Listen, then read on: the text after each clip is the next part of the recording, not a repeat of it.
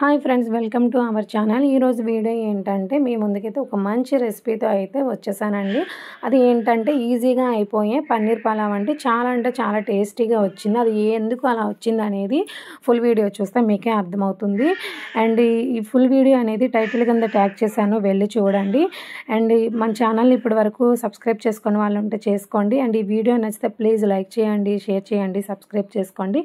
ఇంకా ప్రాసెస్ని అయితే చూసి ఎంజాయ్ చేయండి. ఉరుములు నీ మూవలై మెరుపులు నీ నవ్వులై తొలకరి మేఘానివై రా అలివేణి పరుగులు నీ గానమై కరగలు నీ తాళమై చిలిపిగ చిందాడవే కిన్నెరసాని కాలానికే